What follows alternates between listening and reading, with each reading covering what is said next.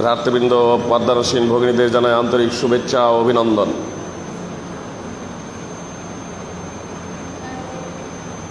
আপনাদের সম্মুখে খুতবায়ে মাসনুনার পরে পবিত্র কোরআন থেকে একটি আয়াত তেলাওয়াত করেছি। ইনশাআল্লাহ তার সম্মুখে রেখে কিছু কথা আপনাদের সম্মুখে পরিবেশন করব। আমা তৌফিক ইল্লা বিল্লাহ। আল্লাহ তাআলা বলেন, ওয়াল্লাযীনা জাহাদু ফীনা লানাহদিয়ান্নাহুম সুবুলানা ওয়া ইন্নাল্লাহা লামাআল মুহসিনিন। আর যারা আমার পথে সর্বাত্মক প্রচেষ্টা চালায়, আমি তাদেরকে অবশ্যই আমার পথসমূহের হেদায়াত দিব, আর নিশ্চয় আল্লাহ মুহসিনদের সঙ্গে আছেন।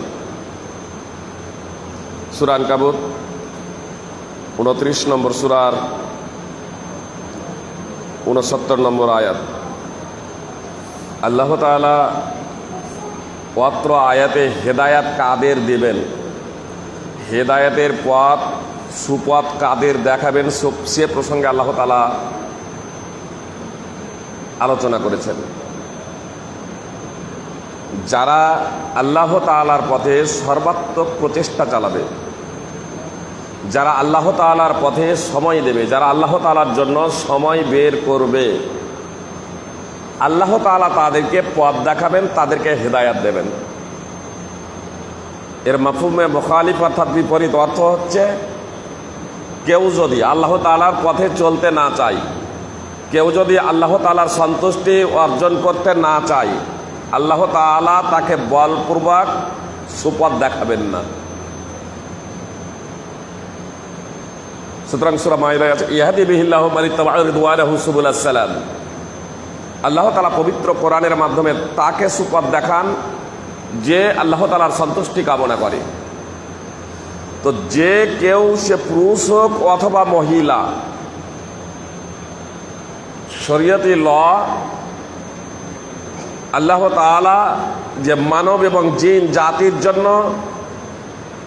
শরীয়তি বিধান লাগু করেছেন, এই বিধানটা আল্লাহ তাআলা মানুষ এবং জিন জাতির জন্য নির্ধারণ করেছেন, কিন্তু মানতে তাদেরকে বাধ্য করেননি। মানার জন্য উৎসাহ প্রদান করেছেন, মানার জন্য নবী রাসূল প্রেরণ করেছেন, কিন্তু মানতে বাধ্য করেননি। যদি আল্লাহ তাআলা বাধ্য করতেন, তাহলে আমরা কেউ শরীয়তের বাইরে যেতে পারতাম না। আল্লাহ তাআলা আমাদের যদি শরীয়তকে, দ্বীনে ইসলামকে আমাদের জন্য বাধ্য করে দিতেন সৃষ্টিগত লয় হিসেবে, সৃষ্টিগত লয় হিসেবে, সৃষ্টিগত বিধান হিসেবে, যেমন আল্লাহ তাআলা চন্দ্রকে যে কাজের জন্য নির্ধারণ করেছেন, সৃষ্টি করেছেন, সূর্যকে যে কাজের জন্য সৃষ্টি করেছেন, আকাশ পৃথিবীকে যে কাজের জন্য সৃষ্টি করেছেন, প্রত্যেকেই স্ব কাজে নিয়োজিত আছে। চোখকে যে কাজের জন্য সৃষ্টি করেছেন, কানকে যে কাজের জন্য সৃষ্টি করেছেন, প্রত্যেকেই আপন আপন কাজ করে চলেছে। সৃষ্টিগত বিধান, তাকওয়িনী ল। উদাহরণস্বরূপ, কান দ্বারা শুনি, চোখ দ্বারা দেখি, নাক দ্বারা ঘ্রাণ নেই। আমরা যদি মনে করি কান দ্বারা ঘ্রাণ নেব, নাক দ্বারা শ্রবণ করব, তাহলে এটা সম্ভব নয়। কান দ্বারাই শুনতে হবে, চোখ দ্বারাই দেখতে হবে, আর নাকের দ্বারাই ঘ্রাণ নিতে হবে। এজন্য চোখে দেখেছি কেন, এজন্য চোখে দেখছে কেন, কানে শুনছে কেন, এই প্রশ্নটা হবে না। বুঝতে পেরেছেন? তার কারণ চোখকে তো দেখার জন্যই আল্লাহ সৃষ্টি করেছেন, আর কানকে তো শোনার জন্যই আল্লাহ তাআলা সৃষ্টি করেছেন। তবে প্রশ্নটা করবেন কিভাবে? প্রশ্নটা করবেন কাকে? কানকে এবং চোখকে প্রশ্ন করবেন, শুনেছে কেন, দেখেছে কেন, এই প্রশ্ন নয়, কি কি শুনেছে, কি কি দেখেছে। বুঝতে পেরেছেন? কান দ্বারা কি কি শুনেছে, চোখ দ্বারা কি কি দেখেছে। চোখকে দেখার জন্য আল্লাহ সৃষ্টি করেছেন, কিন্তু সবকিছু দেখার পারমিশন আল্লাহ তাআলা দেননি। এখানে আল্লাহ তাআলা স্বাধীনতা দিয়েছেন। শরীয়ত সম্মত বিষয় আল্লাহ তাআলা যা দেখার জন্য বৈধ ঘোষণা করেছেন, তা যদি এই চোখ দ্বারা আমরা দর্শন করি, দেখি, তাহলে আমাদের পাপ হবে না। আল্লাহ তাআলা যা আমাদের দেখতে নিষেধ করেছেন, তা যদি এই চোখ দ্বারা দেখি, তাহলে আমাদের পাপ হবে। যেমন মুহাম্মদ সাল্লাল্লাহু আলাইহি সাল্লাম বলছেন, কোনো নারীর দিকে যদি প্রথম নজর পড়ে যায়, তাহলে সেটা মাপ, দ্বিতীয়বার দেখাটা হলো পাপ। প্রথম নজর পড়ে গেল অনিচ্ছা সত্ত্বেও কোনো মহিলার দিকে, যে মহিলা মাহরিম নয়, তার দিকে দৃষ্টিপাত করা, নজরের উপরে নজর রাখা, তাকে বারবার দেখা, এটা হচ্ছে পাপ কাজ। অনিচ্ছা সত্ত্বেও দৃষ্টি পড়ে গেল, এটা মাপ। কিন্তু বারবার বিনা প্রয়োজনে কারণে দেখবো, তাকাবো, তো এটা পাপ। আমি ইচ্ছা করলে দেখতেও পারি, নাও পারি। কি বলছেন? ইচ্ছা করলে দেখতেও পারি, নাও পারি। আমি এ কান দ্বারা কোরআন তেলাওয়াত শুনতে পারি, কোরআন এবং সুন্নাহ কোরআন এবং হাদিসের আমি বক্তব্য শুনতে পারি। আবার এ কান দ্বারা পর চর্চা ও পর নিন্দা শুনতে পারি, গীবত ও মিথ্যা অপবাদ শুনতে পারি। তাহলে ভালো কাজও শুনতে পারি আর মন্দ কাজও শুনতে পারি। নেকিও এ কান দ্বারা হবে আর পাপও এ কান দ্বারা হবে। পরচর্চা পর নিন্দা শুনছি, শুধু পরচর্চা ও পর নিন্দা, গীবত ও মিথ্যা অপবাদ শুধু লাগালেই পাপ হয় এমনটি না, বরং সেগুলো শুনলেও পাপ হয়। তো এজন্য আপনার কান দ্বারাও পাপ হয়, কান দ্বারা নেকিও হয়, চোখ দ্বারা নেকিও হয়, আবার চোখ দ্বারা পাপও হয়। সুপ্রিয় ভাতৃবৃন্দ, তো বিধান হচ্ছে দুটো, একটা হচ্ছে শরীয়তি ল আর একটা হচ্ছে তাকবীনী ল, অর্থাৎ একটা হচ্ছে সৃষ্টিগত বিধান আর একটা হচ্ছে শরীয়তি বিধান। তো আল্লাহ তাআলা যে ইসলাম জীবন ব্যবস্থা মানব জাতিকে দিয়েছেন, এই জীবন ব্যবস্থা মানা না মানার ব্যাপারে আল্লাহ তাআলা স্বাধীনতা দিয়েছেন। এখন কেউ যদি এই স্বাধীনতা পেয়ে নিজের প্রবৃত্তিকে বিসর্জন দিয়ে এক অদ্বিতীয় বিশ্ববিধাতার দাসত্ব করে, যে কারণে আল্লাহ তাআলা আমাদেরকে সৃষ্টি করেছেন, সেই লক্ষ্য উদ্দেশ্যকে মেনে নিয়ে একজন ব্যক্তি, একজন পুরুষ এবং মহিলা তথা পুরুষ এবং মহিলা, তারা যদি আল্লাহ তাআলার পথে সর্বাত্মক প্রচেষ্টা করে, তো আল্লাহ তাআলা বলছেন লানাহদিয়ান্নাহুম সুবুলানা। তো আল্লাহ তাআলা বলছেন অবশ্যই আমি তাদেরকে আমার পথ দেখাবো। আল্লাহ বলছেন আমার পথ সমূহ দেখাবো যদি মানুষ আমার পথে সর্বাত্মক প্রচেষ্টা করে। সুপ্রিয় ভাই এবং বোন, আমরা যদি আল্লাহ তাআলার পথে যদি সংগ্রাম যদি করি, আল্লাহ তাআলার পথ যদি অনুসন্ধান করি, আল্লাহ তাআলার পথ জানার যদি প্রচেষ্টা করি, আমাদের প্রচেষ্টা যদি অব্যাহত থাকে, তাহলে ইনশাআল্লাহ আল্লাহ তাআলা আমাদেরকে সুপথ দেখাবেন। আল্লাহ তাআলা তার পথসমূহ আমাদেরকে দেখাবেন। ওয়া ইন্নাল্লাহা লামাআল মুহসিনিন, নিশ্চয়ই আল্লাহ তাআলা সৎ কর্মশীলদের সাথে আছেন, নেই পরায়ণশীলদের সাথে আছেন, মুহসিনদের সাথে আছেন, কল্যাণকামীদের সাথে আছেন, যারা ভালো কাজ করে, যারা নেকির কাজ করে, যারা সুষ্ঠুভাবে একনিষ্ঠতার সাথে আল্লাহ তাআলার সন্তুষ্টির জন্য মুহাম্মদ সাল্লাল্লাহু আলাইহি সাল্লামের অনুসরণে ভালো কাজ করে, আল্লাহ তাআলা তাদের সাথে আছেন। সূরা আনকাবুত 29 নম্বর সূরার 69 নম্বর আয়াত। তো আল্লাহ তাআলা মানুষকে এই শরীয়তি ল তথা ইসলামী বিধান মানার জন্য আল্লাহ তাআলা বাধ্যবাধকতা করেননি, এখানে স্বাধীনতা দিয়েছেন। এই স্বাধীনতা পেয়ে আমাদেরকে আল্লাহ তাআলার দিনের পথে আমাদেরকে থাকতে হবে। আল্লাহ তাআলার কাছে শারীরিক দিক থেকে আমরা শারীরিক দিক থেকে শ্রম দেব, আমরা নিজেরা জানার প্রচেষ্টা করব এবং যা জানবো তা অন্যদের কাছে পৌঁছে দেব। পবিত্র কোরআন এবং সুন্নাহ আমরা যা শিখব, এই শিক্ষাটা নিজেদের মধ্যে সীমাবদ্ধ না রেখে অন্যের কাছে পৌঁছে দেব। আল্লাহ তাআলা বলছেন ওয়াল তাকুম মিনকুম উম্মাতুন ইয়াদউনা ইলাল খায়র ওয়া ইয়ামুরুনা বিল মা'রুফ ওয়া ইয়ানহাউনা আনিল মুনকার ওয়া উলাইকা হুমুল মুফলিহুন।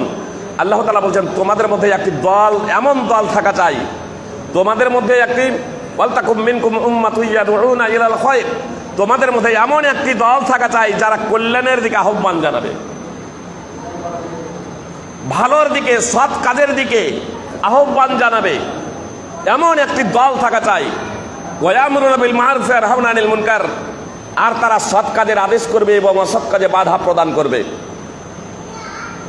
এমন একটি দল থাকা চাই যারা কল্যাণের দিকে আহ্বান জানাবে, সৎ কাজের আদেশ করবে এবং অসৎ কাজে বাধা প্রদান করবে। আল্লাহ বলছেন এরাই হলো সফল কাম। সূরা আলে ইমরান 3 নম্বর সূরার 104 নম্বর আয়াত। ওয়াত্র আয়াত আল্লাহ তাআলা বললেন যে তোমাদের মধ্যে একটি দল, বুঝতে পেরেছেন? আর কয়েকটি আয়াত পরেই ওয়াত্র সূরারই 110 নম্বর আয়াতে গিয়ে আল্লাহ তাআলা কি বলছেন? কুনতুম খায়রা উম্মাতিন উখরিজাত লিন-নাস তা'মুরুনা বিল মারুফি ওয়া তানহাউনা আনিল মুনকার ওয়া তু'মিনুনা বিল্লাহ।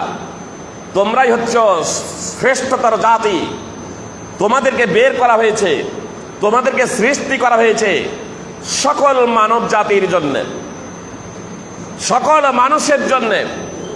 আল্লাহ তাআলা বলছেন তোমরাই শ্রেষ্ঠ জাতি, তোমাদেরকে বের করা হয়েছে সকল মানুষের জন্য। সুপ্রিয় ভাতৃবৃন্দ, কথা একটু মনোযোগ দিয়ে শুনবেন। তোমরাই শ্রেষ্ঠ জাতি। শ্রেষ্ঠ জাতি বলতে কারা? তোমরাই শ্রেষ্ঠ জাতি। শ্রেষ্ঠ জাতি বলতে কারা? যে এটাও জানো নাই?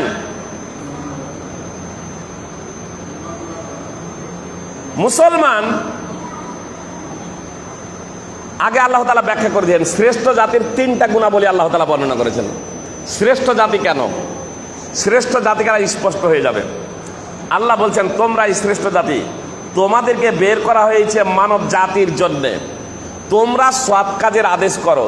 একটা গুণ, তোমরাই শ্রেষ্ঠ জাতির আল্লাহ গুণাগুণ বর্ণনা করছেন, বৈশিষ্ট্য বর্ণনা করছেন। তোমরা সৎ কাজের আদেশ করবে, অসৎ কাজে বাধা দেবে এবং আল্লাহ তাআলার প্রতি ঈমান আনয়ন করেছে। আল্লাহ তাআলার প্রতি তোমরা ঈমান রাখছো। এই 3টা গুণ, তোমরা আল্লাহর প্রতি ঈমান রাখছো, তোমরা সৎ কাজের আদেশ করবে এবং অসৎ কাজে বাধা দেবে। এই 3টি গুণাবলী যাদের আছে তারাই হলো শ্রেষ্ঠতম জাতি। সুপ্রিয় ভাতৃবৃন্দ, তাহলে শ্রেষ্ঠতম জাতিকে আল্লাহর উপরে ঈমান রেখেছে কারা? ইহুদি, খ্রিস্টান, নাস্তিক, মুশরিক, কাফের। কারা? মুসলমানরা। তো মুসলমানরা হলো তোমরাই শ্রেষ্ঠতর জাতি। মুসলমানদেরকে আল্লাহ তাআলা বলছেন তোমরাই শ্রেষ্ঠতর জাতি, তোমাদের অবস্থান, তোমাদেরকে বের করা হয়েছে, তোমাদেরকে সৃষ্টি করা হয়েছে মানব জাতির জন্য।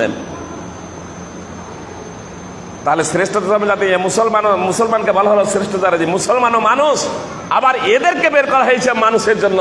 তখন এরা কারা? মানে মুসলমানকে বের করা হয়েছে মানব জাতির জন্য, মানে যারা এখনো মুসলমান হয় নাই। বুঝতে পেরেছেন? যারা এখনো মুসলমান হয় নাই, এই 3টা গুণে যারা এখনো গুণান্বিত নয়, যারা আল্লাহর প্রতি ঈমান রাখছে না, যারা সৎ কাজের আদেশ করবে না, যারা অসৎ কাজে বাধা প্রদান করবে না, এই 3টি গুণে যারা গুণান্বিত নয় তাদের জন্য বের করা হয়েছে। এই 3টি গুণে যারা গুণান্বিত তাদেরকে। একটা ব্যাখ্যা। আর আবু হুরায়রা রাদিয়াল্লাহু তাআলা আনহুর যদি ব্যাখ্যা যদি ধরেন, তাহলে তোমরাই শ্রেষ্ঠতর জাতি বলতে এখানে শ্রেষ্ঠতম জাতি সেই সমস্ত মুজাহিদিনদের বলা হয়েছে যারা আল্লাহর পথে সংগ্রাম করে। আর আল্লাহর পথে সংগ্রাম করতে গিয়ে শত্রুদের, যারা ইসলামকে পৃথিবীর বুক থেকে মুছে দেওয়ার জন্য আন্দোলন করছে, তাদেরকে বেড়ি পরিয়ে নিয়ে এসে আর তারা আবার ইসলামে তারা দীক্ষিত হয়ে যায়।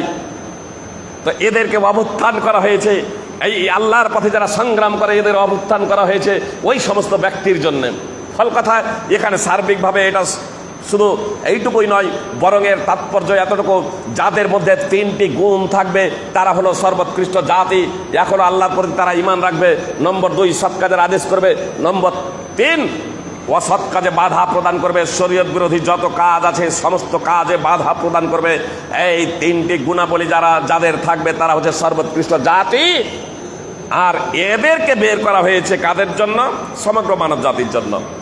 এখন মুসলমান ঘরে জন্মগ্রহণ করার পরেও মদপান করে, জুয়া খেলে, ডিজে বাজায়, বাদ্যযন্ত্র গায়, বাদ্যযন্ত্র বাজায়, তাহলে এদের বিরুদ্ধাচরণ করাও হচ্ছে আপনার এই সমস্ত ব্যক্তিগুলোর দায়িত্ব এবং কর্তব্য, সে ইহুদি হোক, খ্রিস্টান হোক, মুশরিক হোক, কাফের হোক, নাস্তিক হোক, সে যে কেউ হোক না কেন, সেই সমস্ত ব্যক্তিদের কাছে ইসলামের বার্তা পৌঁছে দেওয়া, সৎ কাজের আদেশ করা, অসৎ কাজে বাধা প্রদান করা, সৎ কাজের আদেশ করা, অসৎ কাজে বাধা প্রদান করা। ওয়ামান আহসানু কাওলাম মিম্মান দাআ ইলাল্লাহ, ওয়ামান আহসানু কাওলাম মিম্মান দাআ ইলাল্লাহ। তার থেকে আর ভালো কথা কার হবে যে আল্লাহর দিকে মানুষকে আহ্বান করে? তো আল্লাহর দিকে মানুষকে আহ্বান করে, এই ভালো কাজের সিরিয়াল যদি করা হয়, তাহলে ভালো কাজের সিরিয়াল বলুন তো, এক দুই করে ভালো কাজের একটা ভালো কাজ বলুন দেখি। ভালো কাজ আমি বক্তব্য রেখে চলে যাব না, আপনারা বুঝতে চান?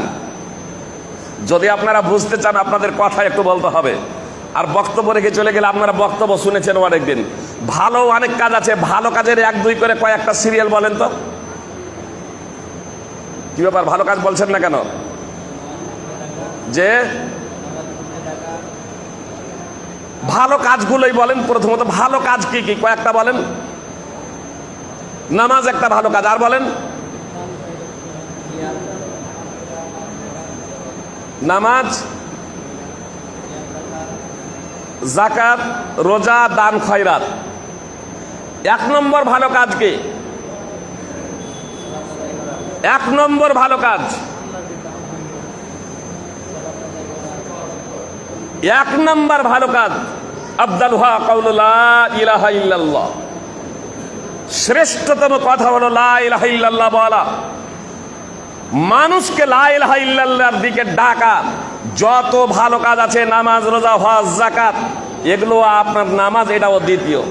ইসলামের যে 5টি রুকন, তার মধ্যে প্রথম রুকনটি হচ্ছে আশহাদু আল্লা ইলাহা ইল্লাল্লাহ ওয়া আশহাদু আন্না মুহাম্মাদান আবদুহু ওয়া রাসূলুহু। এই সাক্ষ্য প্রদান, লা ইলাহা ইল্লাল্লাহ মুহাম্মাদুর রাসূলুল্লাহর সাক্ষ্য প্রদান কাকে করাবেন? যে জানে না। একটা মানুষ নামাজ পড়ছে, কথা খুব মনোযোগ দিয়ে শুনুন।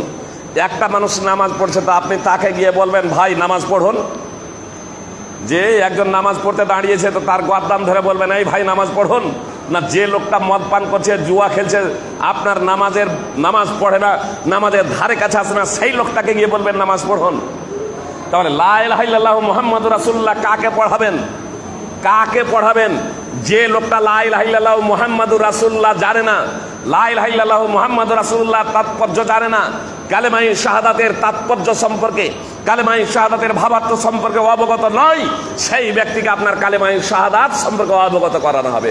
মানে এই বিষয়টাই হবে লা ইলাহা ইল্লাল্লাহু মুহাম্মাদুর রাসূলুল্লাহ তথা কালেমায়ে শাহাদাতের দাওয়াত হবে, তাওহীদের দাওয়াত হবে কার কাছে? যে ব্যক্তি তাওহীদ সম্পর্কে অবগত নয়, যে ব্যক্তি কালেমায়ে শাহাদাত সম্পর্কে অবগত নয়, অর্থাৎ নাস্তিক, কাফের, মুশরিক, আপনার ইহুদি, খ্রিস্টান, জৈন, বৌদ্ধ, হিন্দু যত মানুষ আছে, সমস্ত মানুষের কাছে এই কালেমায়ে শাহাদাতের তাৎপর্য তুলে ধরতে হবে, লা ইলাহা ইল্লাল্লাহ তাৎপর্য তুলে ধরতে হবে। সুপ্রিয় ভাতৃবৃন্দ, এক নম্বর যে ইসলামের দাওয়াত, এই এক নম্বর ইসলামের দাওয়াতটাকে আমরা মূলত যে ভালো কাজের আমরা লিস্ট গণনা করি, নামাজ, রোজা, হজ, যাকাত ইত্যাদি। কালেমায়ে শাহাদাত গেল কোথায়? আল্লাহ বলছেন ওমান আহসানু কাওলাম মিম্মান দাআ ইলাল্লাহ। তার থেকে আর ভালো কথা কার হবে? যে আল্লাহর দিকে আহ্বান করে, আল্লাহর দিকে আহ্বান করে। সুপ্রিয় ভাতৃবৃন্দ, এগুলো হচ্ছে নামাজ, রোজা, হজ, যাকাত, এগুলো আল্লাহর কাছে পৌঁছানোর মাধ্যম, আর আল্লাহর দিকে আহ্বান করা তাওহীদের দাওয়াত দেওয়া। সুতরাং মুআয রাদিয়াল্লাহু তাআলা আনহুকে ইবনে আব্বাস রাদিয়াল্লাহু তাআলা আনহু সূত্রে বর্ণিত, রাসূল সাল্লাল্লাহু আলাইহি সাল্লাম যখন মুআয রাদিয়াল্লাহু তাআলা আনহুকে ইয়ামানে পাঠান, তখন তিনি বলেন তুমি আহলি কিতাবদের কাছে যাচ্ছ, ফালিয়াকুন আউওয়ালা মা তাদউহুম ইলাই আইয়ুওয়াহিদুল্লাহ। সুতরাং সর্বপ্রথম তুমি তাদেরকে যেদিকে আহ্বান করবে তা হলো আল্লাহ তাআলার তাওহীদ, আল্লাহ তাআলার তাওহীদের দিকে আহ্বান করবে। কোন বর্ণনায় আছে ইবাদাতুল্লাহ, আল্লাহ তাআলার ইবাদতের দিকে আহ্বান করবে। কোন বর্ণনায় আছে কালেমায়ে শাহাদাতের দিকে আহ্বান করবে। অর্থাৎ সবগুলোর তাৎপর্যই হলো ইসলামের বুনিয়াদ, মূল ভিত্তি। এক নম্বর বিষয় কালেমায়ে শাহাদাত, আশহাদু আল্লা ইলাহা ইল্লাল্লাহু ওয়া আশহাদু আন্না মুহাম্মাদান আবদুহু ওয়া রাসূলুহু। তো আল্লাহ রাসূল সাল্লাল্লাহু আলাইহি ওয়াসাল্লাম মুআজকে বলছেন, তুমি আহলে কিতাবদের কাছে যাবে, ইয়ামানে যাবে, ইহুদি খ্রিস্টানদের কাছে যাবে, তাদেরকে সর্বপ্রথম যে বিষয়ে দাওয়াত দেবে সেই বিষয়টা হচ্ছে তাওহীদের বিষয়। সেই বিষয়টা হচ্ছে আল্লাহ তাআলার ইবাদতের বিষয়, যে এক ও দ্বিতীয় আল্লাহ ছাড়া কারো আর ইবাদত করা যাবে না। তারা যাতে সাক্ষ্য প্রদান করে আশহাদু আল্লা ইলাহা ইল্লাল্লাহ ওয়া আশহাদু আন্না মুহাম্মাদান আবদুহু ওয়া রাসূলুহু। রাসূল সাল্লাল্লাহু আলাইহি সাল্লাম বলছেন, যখন তারা এই বিষয়টাকে জেনে নেবে, যখন তারা এই বিষয়টাকে মেনে নেবে, তখন তাদেরকে বলবে যে দিনে রাতে তোমাদের উপরে 5 ওয়াক্তের নামাজ ফরজ। 5 ওয়াক্তের নামাজেরও দাওয়াত দিতে বলছেন আল্লাহ রাসূল সাল্লাল্লাহু আলাইহি সাল্লাম ইহুদি খ্রিস্টানদের, তার কারণ তারা তো মুসলমান নয়, এজন্য দাওয়াত দিতে বলছেন রাসূল সাল্লাল্লাহু আলাইহি সাল্লাম। তাওহীদের দাওয়াত দেবে, কালেমায়ে শাহাদাতের দাওয়াত দেবে। কালেমায়ে শাহাদাতকে যদি প্রত্যাখ্যান করে দেয় তাহলে নামাজ রোজার প্রশ্নই নাই। কালেমায়ে শাহাদাতকে যদি গ্রহণ করে দেয় তাহলে তখন নামাজের দাওয়াত দেবে। আর নামাজ দিনে রাতে 5 ওয়াক্তের নামাজকেও যদি গ্রহণ করে নেয় তখন তাদেরকে বলবে যে যাকাত আল্লাহ তাআলা ফরজ করেছেন, তোমাদের ধনীদের কাছ থেকে নেওয়া হবে আর তোমাদের দরিদ্রদের মাঝে বিতরণ করে দেওয়া হবে। বুখারী মুসলিম সহ বিভিন্ন হাদিস গ্রন্থে হাদিস আছে।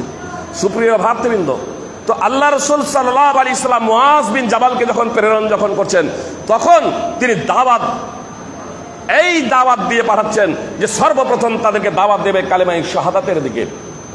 তো আল্লাহ তাআলা বললেন, তোমরাই শ্রেষ্ঠতম জাতি, তোমাদের অভ্যুত্থান, তোমাদেরকে বের করা হয়েছে সকল মানুষের জন্যে। তোমরা সৎ কাজের আদেশ করবে, অসৎ কাজে বাধা প্রদান করবে এবং আল্লাহর প্রতি ঈমান রাখছো। এই 3টি গুণান্বিতের জন্যই তোমরা হলে সর্বোৎকৃষ্ট জাতি। সূরা আলে ইমরান 3 নম্বর সূরার 110 নম্বর আয়াত। সুপ্রিয় ভ্রাতৃবৃন্দ, আজকে মুসলিম জাতি শ্রেষ্ঠতম জাতি হিসেবে এরা পরিগণিত হচ্ছে। যে বাংলাদেশের মুসলিমদের করুণ অবস্থা, যে মুসলমানেই নিজেরাই দাঙ্গা ফাসাদে জড়িত হয়ে প্রায় 4 শতাধিক মানুষ নিহত, শহীদ হয়ে গেলেন। জি, সবাই যে শহীদ হয়ে যাবে এমন তা না। ঈমানদার যারা একমাত্র আল্লাহ তাআলার সন্তুষ্টির জন্য, তারা শহীদ হবেন। যারা নাস্তিক, কাফের, মুশরিক, তারা এখানে নিহত হবেন। সুপ্রিয় ভাতৃবৃন্দ, তাহলে আপনার আজ আমাদের সার্বিকভাবে যদি পৃথিবীর মানচিত্রের প্রতি আমরা লক্ষ্য করি, তাহলে মুসলমানদের অবস্থান আজকে আমরা বুঝতে পারবো যে আমাদের কি করুণ পরিণতি। এই করুণ পরিণতি কেন? একটা উদাহরণ দিই, তাহলে বুঝতে সুবিধা হবে আপনাদের। পার্শ্বে একটা ওয়াক্তিয়া মসজিদ আছে না? পার্শ্বে একটা ওয়াক্তিয়া আপনাদের মসজিদ আছে না নাই? ওয়াক্তিয়া মসজিদের ইমাম আছে না নাই? জুমার দিনে ওয়াক্তিয়া মসজিদের ইমাম একদিনও আসেন না। কি বলছেন, আসেন? জুমার দিনে ওয়াক্তিয়া মসজিদের ইমাম ওয়াক্তিয়া মসজিদে একদিনও আসেন না। আসেন না। কেউ কোনোদিন কোনো কথা বলেছেন? কেউ কোনোদিন কোনো কথা বলেন না, বলবেন না। বুঝতে পেরেছেন? এখন এই জুমা মসজিদের ইমাম, আপনাদের জামে মসজিদের ইমাম মুসলিউদ্দিন নাজমি ভাই যদি আপনাদের কাউকে কোনো কিছু না বলে হঠাৎ জুমার মুহূর্তে আউট, আর ইত্তেফাকে সেই সময় সেই দিনে আপনার কোনো আলেমও নেই, খুতবা পাঠ করবেন, খুতবা দেবেন, এই ধরনের কোনো ব্যক্তিও নেই, তাহলে মুসলিউদ্দিন ভাইয়ের ওপরে আপনারা রাগান্বিত হবেন না? হবে না বলেন?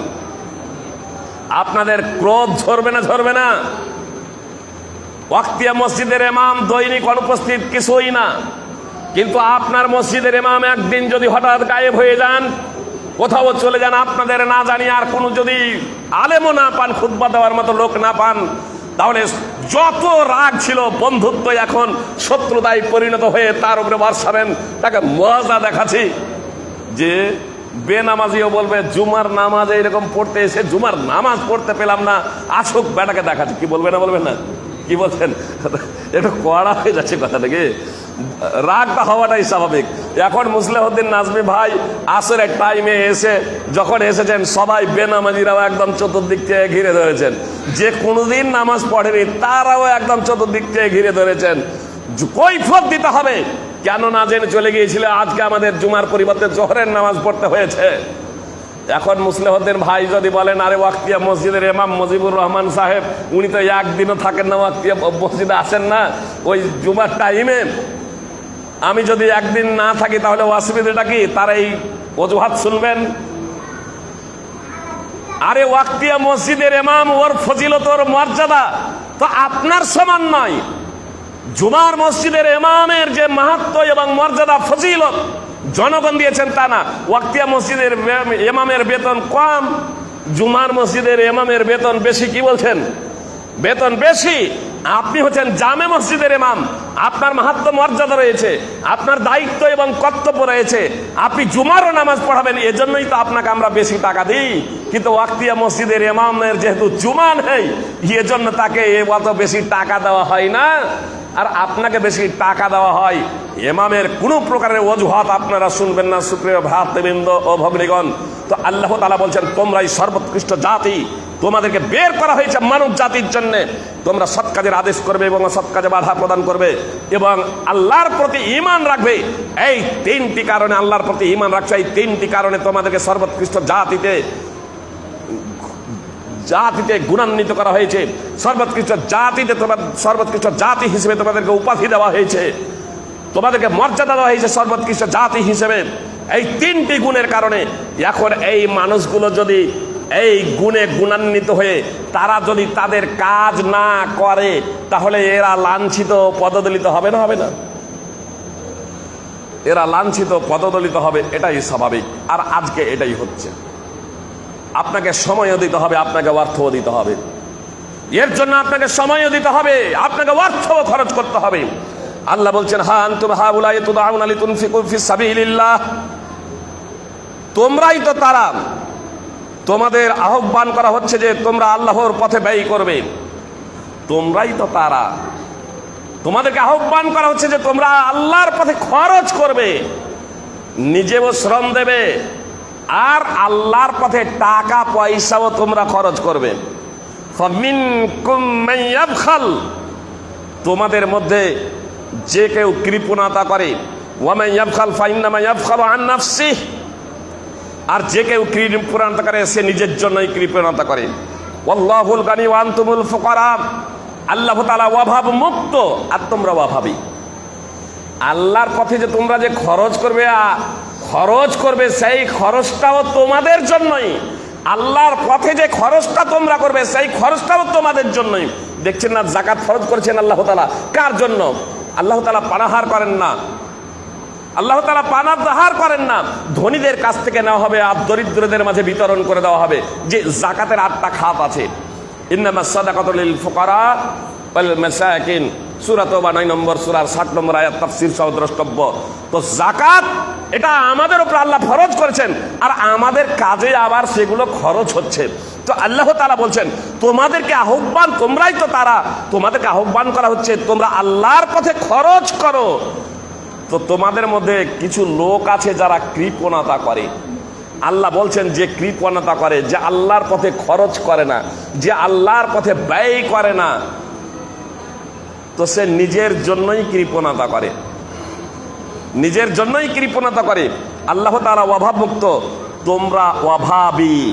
আল্লাহ তাআলা বলছেন ওয়া ইন তাতাওয়াল্লাউ ইয়াস্তাবদিল কওমান গায়রাকুম সুম্মা লা ইয়াকুনু আমসালাকুম, যদি তোমরা বিমুখ হয়ে যাও, তোমরা শ্রমও দেবে না, আল্লাহর পথে খরচও করবে না, তোমরা যদি আল্লাহ তাআলার পথে খরচ করা থেকে যদি বিরত হয়ে যাও, কথা খুব মনোযোগ দিয়ে শুনুন, আল্লাহর পথে যদি তোমরা খরচ না করো, শুধু যাকাতই ফরজ এমন নয়, যাকাত তো ফরজ আছেই, আপনার নির্ধারিত সম্পদ, আপনাকে নির্ধারিত সম্পদে নির্ধারিত পরিমাণ আপনাকে যাকাত অবশ্যই বের করতে হবে। আপনার বছরের যাকাত আপনাকে বের করতে হবে। স্বর্ণ মুদ্রা, টাকা পয়সার আপনাকে যাকাত বের করতে হবে। নেশাব পরিমাণ হয়ে গেলে আপনাকে যাকাত অবশ্যই বের করতে হবে। কিন্তু যাকাত বের করে দেওয়াটাই যথেষ্ট নয়, দ্বীনের পথে আপনাকে খরচ করতে হবে, দ্বীনকে প্রতিষ্ঠিত করার জন্য আপনাকে খরচ করতে হবে। আল্লাহ বলছে হা আনতুম হাউলাই তুদআউনা লিতুনফিকু ফিস সাবিলিল্লাহ, তোমরা তারা যাদেরকে তোমাদেরকে আহ্বান করা হচ্ছে যে তোমরা আল্লাহর পথে খরচ করবে। তো আল্লাহ তাআলা বলছেন তোমরা আল্লাহর পথে খরচ করবে, আর তারপরে বলছেন তোমরা যদি বিমুখ হয়ে যাও, ওয়া ইন তাতাওয়াল্লাউ, তোমরা যদি বিমুখ হয়ে যাও, ইস্তাবদিল কওমান গায়রাকুম, তো আল্লাহ তাআলা তোমাদের পরিবর্তে এমন জাতি নিয়ে আসবেন, সুম্মা লা ইয়াকুনু আমসালাকুম, যারা তোমাদের মতো হবে না। তোমরা যদি আল্লাহর পথে খরচ না করো, তাহলে তোমাদের পরিবর্তে অন্য জাতি নিয়ে আসবেন। এর তাৎপর্য কি? আল্লাহ তোমাদের ধ্বংস করে দেবেন। তোমাদের পরিবর্তে অন্যদেরকে তোমাদের স্থলাভিষিক্ত করবেন, তোমাদের পরিবর্তে অন্যদেরকে তোমাদের জায়গাতে স্থলাভিষিক্ত করবেন। আর তারা তোমাদের মতো হবে না, অর্থাৎ তোমাদের মতো কৃপণ হবে না, তোমাদের মতো গাফেল হবে না, তোমাদের মতো আল্লাহর দ্বীন বিমুখ হবে না, বরং তারা দ্বীনে ইসলাম কবুল করে, তারা নিজেদেরকে দ্বীনে ইসলামের প্রচার এবং প্রসার কল্পে এবং নিজেদের সম্পদকে দ্বীনে ইসলামের পথে তারা কুরবান করে দেবে। সুতরাং আজ দেখুন, যেখানে মুসলিমদের উপরে জুলম নির্যাতন চলছে, প্রায় সারা পৃথিবীতে একরকম এহেন পরিস্থিতিতে আপনার এহেন পরিস্থিতিতে বিগত 5 বছরে সৌদি আরবে প্রায় 3.5 লক্ষ মুসলমান ইসলাম কবুল করেছেন। শুধু আপনার পিছিয়ে পড়া না, আপনার পশ্চিম বাংলার আর ঝাড়খণ্ডের এই গরিব অসহায় আলেম ওলামাকে দেখে ভাববেন না যে ইসলামটা গরিবী। এবং এর আপনার 2019-এর পৃথিবীর অন্যতম একজন ধনী ব্যক্তি, ব্রিটেনের আলফি বেস্ট, যার পূর্ণ নাম হচ্ছে আলফ্রেড মাইকেল বেস্ট, আপনার বিগত 2 বছর হলো কালেমায়ে শাহাদাত পাঠ করে মুসলমান হয়ে গিয়েছেন। সম্পদের অভাব ছিল না, অভাব যদি ছিল তাহলে সঠিক দিনের, সঠিক পথের, প্রকৃত সুখ এবং শান্তির তিনি কালেমায়ে শাহাদাত পাঠ করে তিনি মুসলিম হয়ে গেছেন। তিনি অর্থ খরচ করছেন এই দিনের প্রচার এবং প্রসার কল্পে। আপনার এই গত রমাজানের আগে মুহূর্তে, গত রমাজানে পূর্ণ রোজা রেখেছেন অনেক ব্যক্তি আছে, অনেক ভাই বোন আছে যারা মুসলমান ঘরে জন্মগ্রহণ করে ইসলাম কি এটা বুঝতে ব্যর্থ হয়েছে। কিন্তু হার্ভার্ড বিশ্ববিদ্যালয়ের মার্কিন বিজ্ঞানী হেনরি ক্লাসেন স্টেম সেল ওষুধের উদ্ভাবক কালেমায়ে শাহাদাত পাঠ করে মুসলমান হয়ে গেলেন আপনার গত রমাজানের আগে। গত রমাজানে পূর্ণ রোজা রেখেছেন। আপনার জাপানের বিজ্ঞানী আতোশি কামাল আকুদা, তিনি ইসলাম ধর্মে দীক্ষিত হয়েছেন, আরবি ভাষা শিখেছেন, পবিত্র কোরআন অধ্যয়ন করেছেন, নিজেকে ইসলামের প্রচার এবং প্রসার প্রকল্পে নিয়োজিত রেখেছেন। তিনি বলছেন, ইসলাম কবুলের আগে আমি অন্ধকারাচ্ছন্ন জীবনযাপন করছিলাম। হিলারিয়ান হেগি, যুক্তরাষ্ট্রের শীর্ষস্থানীয় খ্রিস্টান ধর্মযাজক, কালেমায়ে শাহাদাত পাঠ করে কয়েক বছর হলো তিনিও মুসলমান হয়ে গেছেন। এইভাবে পৃথিবীর আপনার ধর্মযাজক, ধর্মীয় পণ্ডিত, নাস্তিক, বিজ্ঞানী, কাফের, মুশরিক, তারা কালেমায়ে শাহাদাত পাঠ করে মুসলমান হয়ে যাচ্ছেন। আর এ মুসলিম জাতি আমরা খুব সহজে ইসলামটাকে পাওয়ার পরে ইসলামটাকে বোঝার প্রচেষ্টা করছি না। সুপ্রিয় ভাই এবং বোন, আমি আপনাদের স্পষ্টভাবে বলতে চাই যে আমরা যদি ইসলামের পথে নিজেদের সময় না দিই, আমরা যদি আমাদের সময় বের না করি ইসলামের পথে, আমরা যদি আমাদের সম্পদ খরচ না করি ইসলামের পথে, তাহলে আমরা এই পৃথিবীতেই ধ্বংস হয়ে যাব। আমাদের উপরে লাঞ্ছনা এবং গঞ্জনা আমাদের উপরে চেপে আসবে। সুপ্রিয় ভ্রাতৃবৃন্দ, এজন্য আপনাদের কাছে আমার বিনীত অনুরোধ যে আল্লাহর জন্য সময় বের করুন, আল্লাহ তাআলার পথের জন্য, আল্লাহ তাআলার দ্বীনের প্রচার এবং প্রসারের জন্য আপনার সম্পদ খরচ করুন। ইনশাআল্লাহ এর বিনিময় ইহ জগতেও পাবেন, পরকালেও পাবেন। আল্লাহ তাআলা স্পষ্টভাবে বলছেন, ওয়াল্লাযীনা জাহাদু ফীনা, যারা আমার পথে সংগ্রাম করবে, লানাহদিয়ান্নাহুম সুবুলানা, অবশ্যই আমি তাদেরকে আমার পথসমূহ দেখাবো। আল্লাহ তাআলা তার পথসমূহ দেখাবেন। আর আল্লাহ যাদেরকে পথ দেখাবেন, আল্লাহ যাদেরকে পথ দেখাবেন তাদেরকে কেউ গুমরাহ ও পথভ্রষ্ট করতে পারবে না। পথ দেখানো দুটো হয়, একটা হচ্ছে ইরাউত তারিক, আর একটা হচ্ছে আল ইসাল ইলাল মাতলুব। বুঝতে পেরেছেন? মানে এখান থেকে কেউ জিজ্ঞেস করলো আপনাদের গাজীনগর কোথায়, গাজীনগর কোথায়? একটা অপরিচিত লোক আছে গাজীনগর কোথায়, এখান থেকে তাকে পথ নির্দেশনা দিয়ে দিলেন, একটা ডাইরেকশন দিয়ে দিলেন, ও এবার গাজীনগর পৌঁছাতেও পারে, আবার মিস্টেকও করতে পারে কাউকে যদি আর জিজ্ঞেস না করে। কি বলছেন? পৌঁছাবে এটা কনফার্ম নয়, পৌঁছাবে এটা কনফার্ম নয় যতক্ষণ না অন্য কাউকে আবার জিজ্ঞেস করবে। আর কেউ যদি ওই অপরিচিত লোকটাকে গন্তব্যস্থলে পৌঁছে দেয়, তো তাকে গন্তব্যস্থলে পৌঁছানোর জন্য জিজ্ঞাসা করতে হবে আর কাউকে জিজ্ঞেস করতে হবে না। আল্লাহ তাআলা বলছেন ইন্নাকা লা তাহদি মান আহবাবতা ওয়ালাকিন্নাল্লাহা ইয়াহদি মান ইয়াশা। মুহাম্মদ সাল্লাল্লাহু আলাইহি ওয়াসাল্লামকে আল্লাহ তাআলা বলছেন তুমি যাকে ইচ্ছা তাকে হেদায়েত দিতে পারো না, আল্লাহ যাকে ইচ্ছা তাকে হেদায়েত দেন। এর তাৎপর্য হলো মুহাম্মদ সাল্লাল্লাহু আলাইহি ওয়াসাল্লাম তুমি একজন হাবি পথ প্রদর্শক, তুমি শুধু পথ নির্দেশনা দিতে পারো, তুমি শুধু পথ নির্দেশনা দিতে পারো। তুমি বলে দিবে এটা জান্নাতের পথ, এটা জাহান্নামের পথ, জাহান্নামের পথে যেও না, জান্নাতের পথে চলো। জান্নাতের পথে, জান্নাতে যেতে হলে কি করতে হবে, আল্লাহ তাআলার সন্তুষ্টি অর্জন করতে হলে কি করতে হবে, এটা বলে দেওয়া তোমার দায়িত্ব এবং কর্তব্য। জান্নাতে পৌঁছে দেওয়া তোমার দায়িত্ব কর্তব্য না। এটা কার দায়িত্ব কর্তব্য? আল্লাহর। এজন্য আল্লাহ তাআলা বলেন ইন্নাকা লা তাহদি মান আহবাবতা ওয়ালাকিন্নাল্লাহা ইয়াহদি মান ইয়াশা। মুহাম্মদ সাল্লাল্লাহু আলাইহি ওয়াসাল্লাম নিশ্চয়ই তুমি যাকে ইচ্ছা তাকে হেদায়েত দিতে পারো না।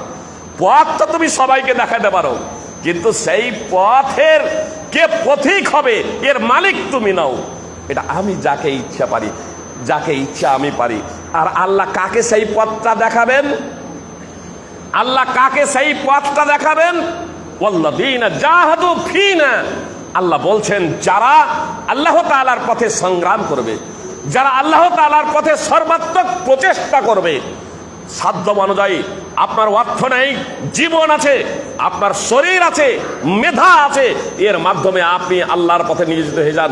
দ্বীনকে শেখার জন্য প্রচেষ্টা করুন, দ্বীনের প্রচার পাবলিসিটি করার জন্য আপনি প্রচেষ্টা করুন। আপনার অর্থ আছে, আপনি অর্থ দেন, আপনার ব্রেন আছে, মেধা আছে, আপনার খরচ করুন আল্লাহ তাআলার পথে। আপনার যা কিছু আছে তা দিয়ে আল্লাহর পথে আপনি চলতে আরম্ভ করুন, আল্লাহর পথে চলতে আরম্ভ করুন। আল্লাহ বলছেন লানাহদিয়ান্নাকুম সুবুলানা, অবশ্যই আমি তাদেরকে আমার পথ দেখাবো। আল্লাহ যখন তার পথ দেখাবে তখন কোন পথ দেখাবেন? যে পথ সোজা জান্নাতে, যে পথ সোজা জান্নাতে। বিভ্রান্ত হবেন না, গুমরা হবেন না, আপনাকে কেউ গুমরা ও পথভ্রষ্ট করতে পারবেন না। তাহলে আপনাকে সর্বাত্মক প্রচেষ্টা করতে হবে আল্লাহ তাআলার পথে চলার, দ্বীনের প্রচার এবং প্রসার করার। তাহলে ইনশাল্লাহ আমরা সঠিক পথে থাকতে পারবো। আর আমরা যদি দ্বীনের প্রচার এবং প্রসার যদি না করি তাহলে কি হবে? আল্লাহ তাআলা বলেন লাউলা ইয়ানহাহুমুর রাব্বানিয়ুনা ওয়াল আহবারু আন কাউলিহিমুল ইসমা ওয়া আকলিহিমুস সুহতা লাবিসা মা কানু ইয়াসনাউন। সূরা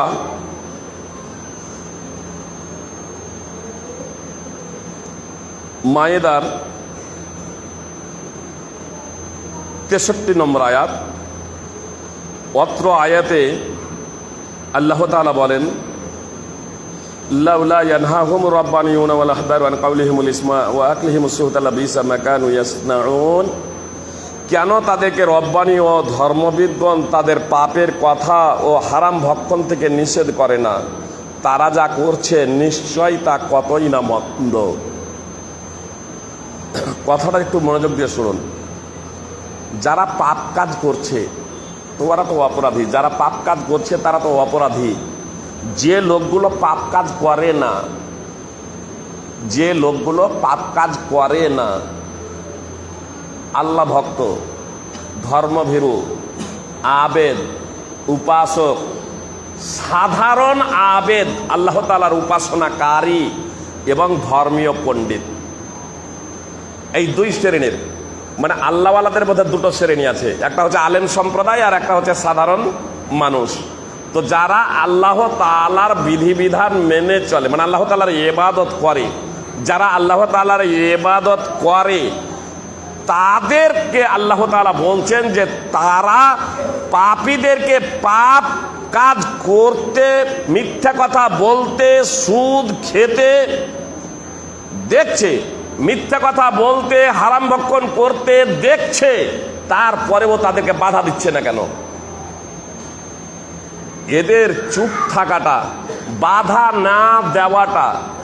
আমরা কাউকে হারাম খেতে দেখছি, সুদ, লটারি, জুয়া ইত্যাদিতে মানুষকে আমরা অহরহ জোড়াতে দেখছি, তারপরেও কোনো প্রকারের বাধা প্রদান করছি না, তাদেরকে ঘৃণা পর্যন্ত করছি না। বরং যেখানে আপনার জুয়া চলছে, দাঁড়িয়ে দাঁড়িয়ে জুয়া খেলা দেখছি, লটারি হচ্ছে দাঁড়িয়ে দাঁড়িয়ে দেখছি, বাদ্যযন্ত্র হচ্ছে, গান বাজনা হচ্ছে, প্রতিবাদ তো দূরের কথা, দাঁড়িয়ে দাঁড়িয়ে দেখছি। কথা খুব মনোযোগ দিয়ে শুনুন, এই দাঁড়িয়ে দাঁড়িয়ে দেখাটা, উপভোগ করাটা, তাদেরকে বাধা প্রদান না করাটা, আল্লাহ বলছেন লাবিসা মা কানু ইয়াসনাউন, এটা কতই না মন্দ কাজ। ওরা তো পাপ কাজ করছে, আমাদের এই চুপ করে দাঁড়িয়ে থাকাটা হচ্ছে চরমতম অপরাধ। ইবনে আব্বাস রাদিয়াল্লাহু তাআলা আনহু বলছেন, পবিত্র কোরআনে আলেম এবং সাধারণ মানুষ যারা আল্লাহর ইবাদত করে, এই সমস্ত মানুষগুলোর জন্য এর থেকে ভয়ানক আর আয়াত নেই। এর থেকে ভয়ানক ভীতি প্রদর্শনকারী আর আয়াত নেই। এ কথা কেন বললেন? আমি আপনি পাপ কাজ না করে ও পাপী, আমি আপনি বাদ্যযন্ত্র না গেয়েও আমরা পাপী, বাদ্যযন্ত্র না বাজিয়েও আমরা পাপী, আমরা জুয়া লটারি না খেলেও পাপী, আমরা নেশাদার দ্রব্য সেবন না করেও পাপী। কখন? যখন আমাদের সামনে অহরহ এসবগুলো হচ্ছে, অথচ আমরা কোনো প্রকারের প্রতিবাদ করছি না। প্রতিবাদ করার তিনটি স্তর আছে। ফামান জাহাদাহুম বিয়াদিহি ফাহুয়া মুমিন। এক নম্বর হচ্ছে হাতের দ্বারা প্রতিবাদ সংগ্রাম করবে তাদের সাথে, অর্থাৎ শক্তি প্রয়োগ করবে তাদের বিরুদ্ধে। যদি আমাদের ক্ষমতা থেকে থাকে, তাহলে মদ্যপায়ী, জুয়ারি, নেশাখোরদের বিরুদ্ধে আমাদের ক্ষমতা প্রয়োগ করতে হবে। যদি এই ক্ষমতা আমাদের না থাকে, ওয়ামান জাহাদাহুম বিলিসানিহি ফাহুয়া মুমিন। আল্লাহ রাসূল সাল্লাল্লাহু আলাইহি সাল্লাম বলছেন, যদি আপনার শক্তি প্রয়োগের ক্ষমতা না থাকে, তাহলে মুখে বলতে হবে, ভাই জুয়া খেলো না, নেশাদার দ্রব্য সেবন করো না, এটা ক্ষতিকর। ভালোভাবে তাদেরকে বোঝাতে হবে, মুখে বলতে হবে। বুঝতে পেরেছেন? যে অপরাধ হচ্ছে, বাদ্যযন্ত্র তোমরা বাজাইও না, গান গেয়েও না, নিষেধ করতে হবে। এটাও যদি ক্ষমতা না, আল্লাহ রাসূল সাল্লাল্লাহু আলাইহি ওয়াসাল্লাম বলছেন, এটা যদি করে তাহলে তারা মুমিন, ঈমানদার, মুসলমান। ওয়ামান জাহাদাহুম বিকলবিহি ফাহুয়া মুমিন। আল্লাহ রাসূল সাল্লাল্লাহু আলাইহি ওয়াসাল্লাম বলছেন, তারও যদি ক্ষমতা যদি না থাকে, তাহলে তৃতীয় পর্যায়ে কি? তৃতীয় পর্যায়ে সংগ্রাম করবে অন্তরের দ্বারা। অন্তরের দ্বারা সংগ্রাম, ভাষাটা দেখুন, ওয়ামান জাহাদাহুম বিকলবিহি ফাহুয়া মুমিন। তাদের সাথে সংগ্রাম করবে অন্তরের দ্বারা। অন্তরের দ্বারা সংগ্রাম কি? অনেকেই বলে অন্তর থেকে ঘৃণা করা, যে অন্তর থেকে ঘৃণা। এখানে প্রতিবাদ করার কথা বলা হয়েছে, তো ঘৃণা কোথায় এলো? প্রতিবাদ, এর আগের হাদিস আবু সাঈদ আল খুদরি রাদিয়াল্লাহু তাআলা আনহু সূত্রে বর্ণিত সহিহ মুসলিমের 49 নম্বর হাদিস, সেখানেও আছে ফালিউগাইয়িরহু বিয়াদিহি ফাইল্লাম ইস্তাতি ফাবিলিসানি ফাইল্লাম ইস্তাতি ফাবিকলবি। ফালিউগাইয়ির, পরিবর্তন করো, পরিবর্তন করে শক্তির দ্বারা, পরিবর্তন করো জবানের দ্বারা, পরিবর্তন করো অন্তরের দ্বারা। আর এখানে আল্লাহ রাসূল সাল্লাল্লাহু আলাইহি ওয়াসাল্লাম বলছেন, সংগ্রাম করো অন্তরের দ্বারা, তাহলে মুসলমান ঈমানদার থাকবে। আর এরপরে রায়ের দানার সমপরিমাণ আর ঈমান নেই। কেউ যদি অন্তরের দ্বারাও সংগ্রাম করতে না পারে, তাহলে তার অন্তরে রায়ের দানার সমপরিমাণ আর ঈমান নাই, জেনে নিতে হবে। সহিহ মুসলিম হাদিস নম্বর 50। সুপ্রিয় ভাই এবং বোন, অন্তরের দ্বারা সংগ্রামের অর্থ কি? অন্তরের দ্বারা পরিবর্তন করার তাৎপর্য কি? অন্তরের দ্বারা পরিবর্তন করার তাৎপর্য কি?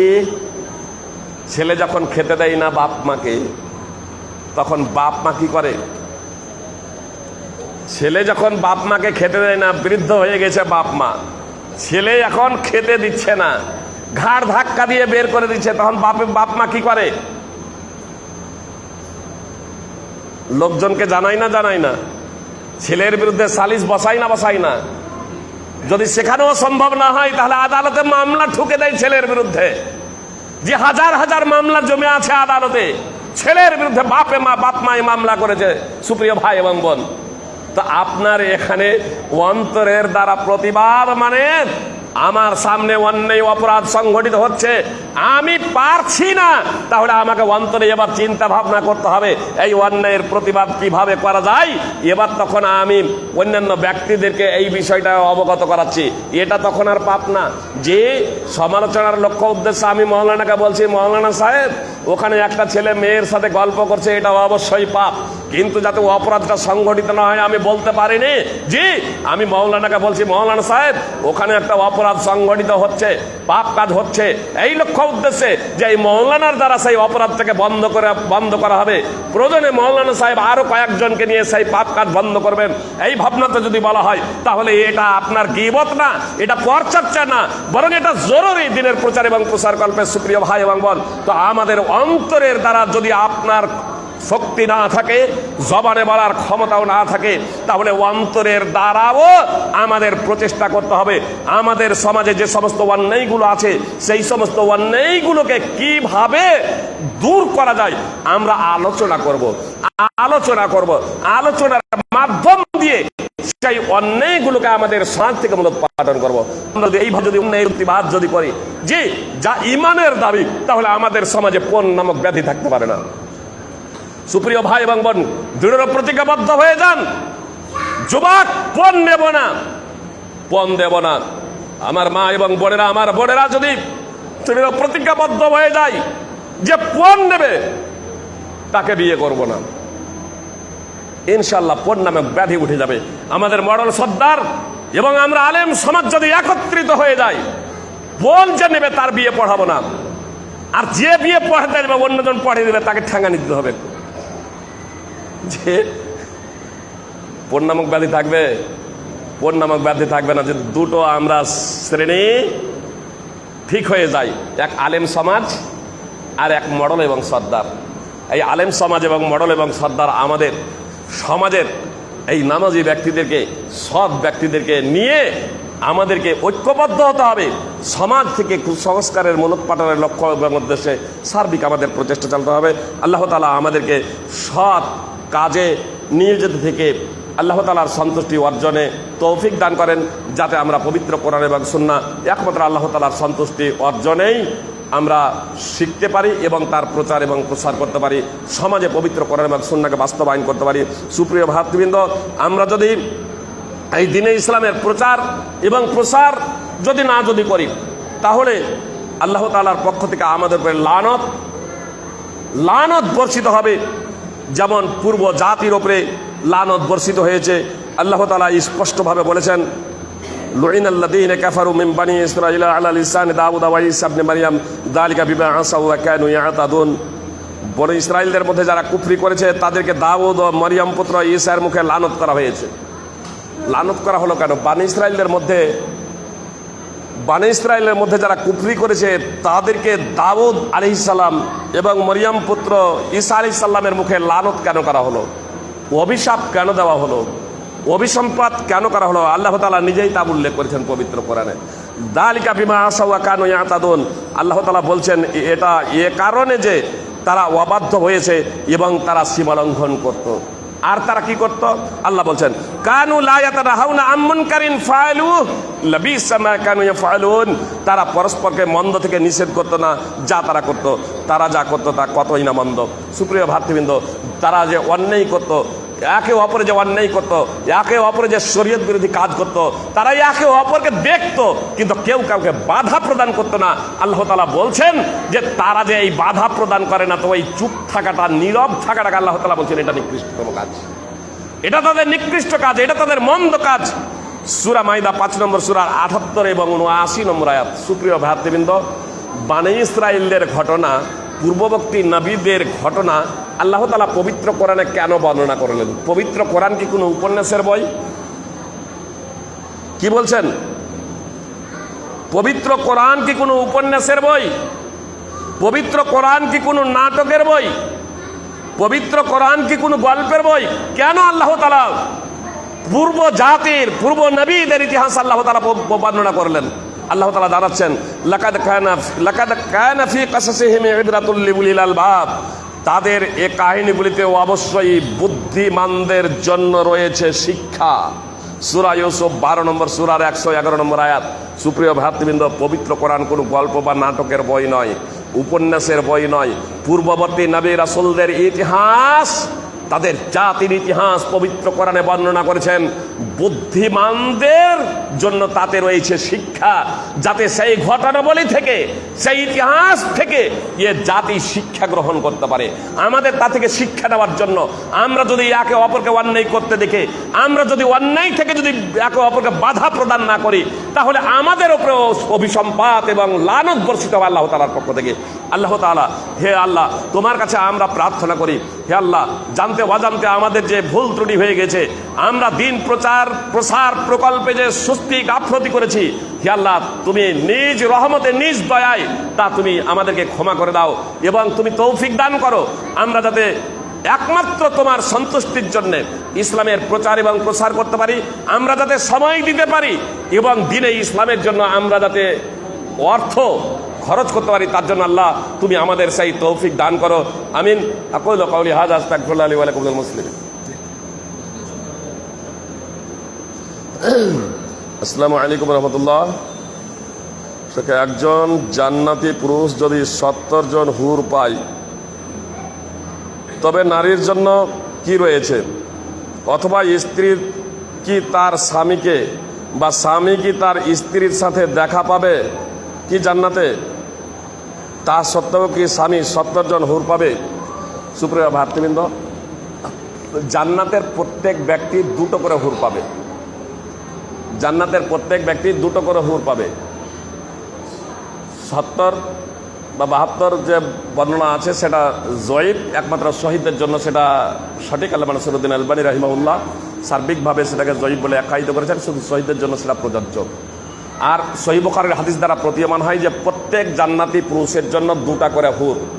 এখন স্ত্রী জান্নাতি হলো, তাহলে সে কি হবে, বা সে কয়টা হুর পাবে প্রশ্ন করেছেন।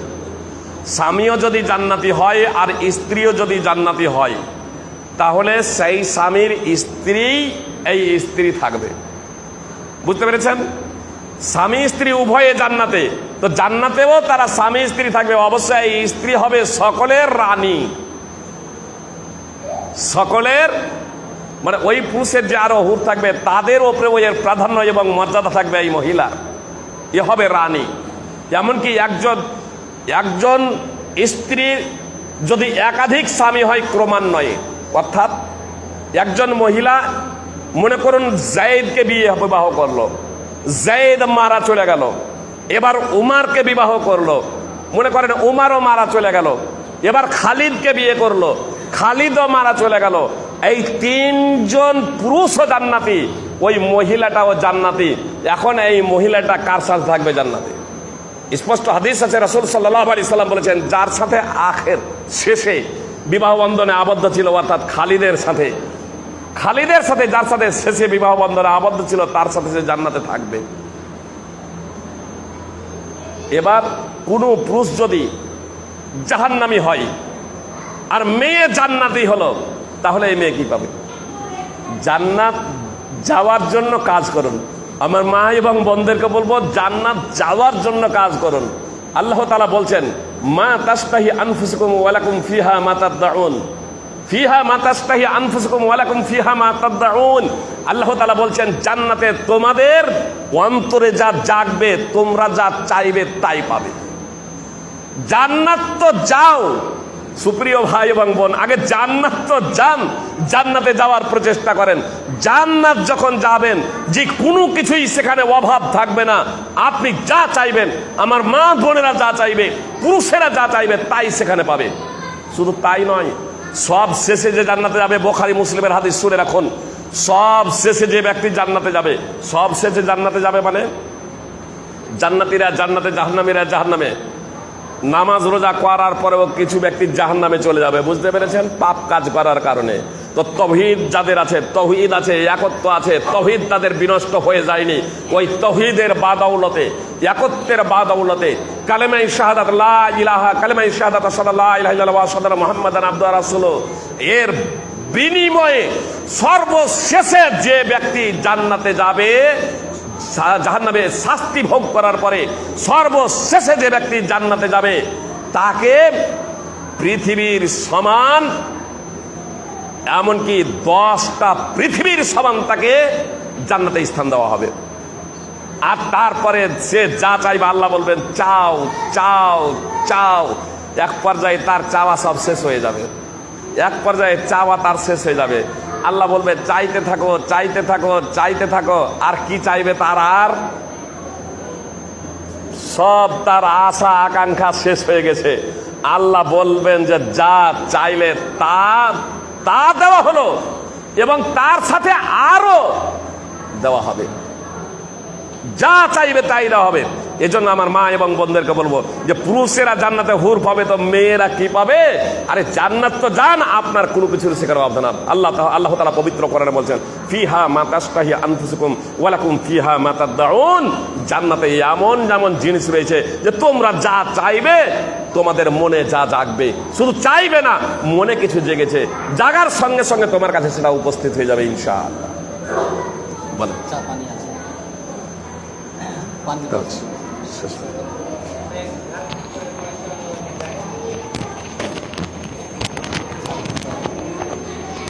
শুধু জায়েজ না চাইতে পারে, শুধু জায়েজই না চাইতে পারে। ইন্নাহা মাখাজতুম আলাইহা আজরান কিতাবুল্লাহ, ছাত্র সংক্রান্ত ব্যাপারেই এ কথা রাসূল সাল্লাল্লাহু আলাইহি ওয়াসাল্লাম বলেছেন। যে সমস্ত জিনিসের বিনিময়ে পারিশ্রমিক নেওয়া হয় আল্লাহর কিতাব, সে বিষয়ে সব থেকে অগ্রাধিকার বেশি, ভাগ রাখে, বেশি অধিকার রাখে। অবশ্য কোরআনে বা সুন্নাহ দ্বারা যাবে তাবিজ, গান্ডা, ধাগা ইত্যাদিতে নয়, সেগুলো না যায় খারাপ।